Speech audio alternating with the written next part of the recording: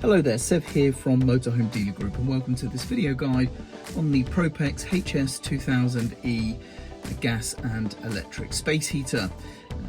The control unit you can see here in front of us. This is a heater for your leisure vehicle, and this video guide is going to explain how to use this controller in order to operate the heater itself. We're not really going to be covering any troubleshooting or problem solving in this video, so if you are experiencing issues with your unit, then please do read your instructional manuals or seek the help of a technical professional. This video really is just going to explain how to use the controller, like a quick start guide really, so that you can get up and running using this controller to operate the heater in your leisure vehicle. So let's get started. So let's start by talking about the layout of the controller that we have here. And as you can see, it is very simple. We have two dials. We have a top dial and a bottom dial. The top dial here is used to select different modes of operation, and the bottom dial is used exclusively to select the temperature. Now, this heater can use two energy sources. It can use both gas and mains electricity. Now, it is also required to be connected to a 12 volt supply. So, in a leisure vehicle, that's likely to be a leisure battery. So you do need leisure battery power for this to operate. That is used to power the fan and also sort of provide a baseline power to the unit. If you're going to use mains electricity, you're going to also need to be connected to a suitable mains electric supply, and that is going to need to be obviously in full working order. And likewise with the gas, the unit needs to have access or be connected to a suitable gas supply. So it's obviously going to need that to be in full working order as well. And this video assumes that all of that is all working perfectly fine, and so there should be no issues preventing this unit from operating normally. To operate the unit, it's actually very, very simple. We're going to operate this top dial to choose our desired method of operation, and then we're going to also choose a target temperature where applicable using the bottom dial afterwards. So the top dial, as you can see, we have several positions. We have a 0, that is the off position. So when the dial is in that position or turned to that position, the unit will go for its shutdown cycle and turn itself off. We have some positions to the left, and as you can see, these have wiggly lines, and these are the mains electric options. Now you have 3 power settings for the mains electric. We have 500, 1000 and 2000 watt options, and that's the different wiggly lines. So the one wiggly line is 500 watts, then we have 1 kilowatt or 1000 watts, which is the middle setting there of 2 wiggly lines, and 2 kilowatt or 2000 watts is the 3 wiggly lines. Now, when the unit is in the 500 or the 1000 or low and medium settings on mains electric operation, the fan will actually run at a slightly reduced rate just to help reduce the noise levels and the current draw on the system. It will only work at full capacity, the fan that is, when in the 2000 watt setting. And it really is as simple as that. So you would simply turn the dial to one of those options, depending on how much power you need the system to have, and then you would choose your target temperature. Now, of course, as you can see on the temperature dial, there is no real indication of numbers or any other indications to refer to a real world temperature. So it's going to be a bit of trial and error to find out what positions are going to be relating to your ideal temperature setting. But just turn the dial to those desired settings. Now, both of these dials will click to their respective positions, and likewise the temperature dial, as you can see, clicks in increments. It's not a smooth turning dial there.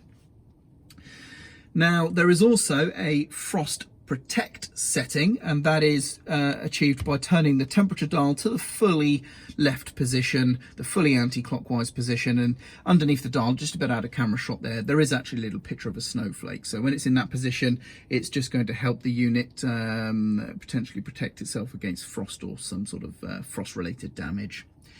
Now, the other positions to the right, we have the fan option. Now, the fan is powered by your leisure battery, and that is essentially going to turn on its own. So there will be no heating and equally no cooling. It is just going to turn the fan element on, and that's going to circulate ambient air, which can be nice on a hot, still day, or if you're trying to remove odors from the vehicle or anything to that in that nature. Next up, we have the flame position, and as you may have already guessed, that is the gas operation. And when we turn to the gas position, what's going to happen initially is the unit is going to spend about 30 seconds trying to purge any unburnt gas from the flue. This will really only be applicable, of course, if you've already tried to light on gas, but the system will do that process regardless. After that 30 seconds, it's going to try and ignite the gas source. And after a successful ignition, you will get a green LED appear there, and then of course you can select your target temperature. Now, if there has been an unsuccessful ignition, you're going to get a red LED appear here. And this moves us on to the sort of troubleshooting section, and for this I'm reading directly from the manual. But the number of flashes that the red LED indicates is going to refer to a particular detected fault. And there's a total of 5 listed in the manual here, so I will go through them in this video. 2 of them are going to be commonly seen or found in most people's use of this unit, whereas the others are going to be relatively uncommon, and for those I would also recommend a technician's assistance in rectifying the issue. But let's go through the fault code. So if you see one flash, and by the way, it will flash, there will be a pause, and then it will repeat the number of flashes again, just so you know. So it's kind of like a repeating cycle of flashes. If you're seeing one flash, then that is the no flame detected, and essentially that is the failed gas ignition fault. So that could be because you've got some air in the line, it could be because you haven't actually turned your gas supply on, or you don't have any gas on board, all the sort of common gas related issues such as those will bring up the fault code number 1 or 1 flash. And it can put the system into a lockout. So what you need to do to reattempt successive ignitions is to return the dial back to the 0 position and then back to the flame position, and you need to do that somewhat quickly, within 2.5 seconds according to the manual. So if you failed to light on gas and you're seeing the single flash, turn to 0, turn back to the gas, and then it will repeat the cycle and attempt another ignition. If you're seeing 2 flashes, that is an overheat error, and that could be because there's blockages in the system preventing the flow of air and gases. So that's something I would recommend. You could potentially check yourself, but I would also highly recommend you seek a technician for that one. If you're seeing 3 flashes, this is the second common one. This is a battery voltage issue. So if the system detects a low voltage in your battery, which is below 10 volts, then the system will bring up that 3 red flashes fault, and you need to get more energy in your leisure battery in order for that to successfully ignite. Now, there is also a maximum as well. If the battery is exceeding 15 volts, it will also not operate, and it will give up that 3 flashes as well. And that's very rare that you'll ever see that. Most people are going to, at some point, experience a low leisure battery voltage, and of course that's when they will also see the 3 red flashes. There is also 4 flashes, and that is a combustion fault. Again, that's due to blockages or potential air intake issues. And then 5 flashes is for other faults that are going to need more serious investigation.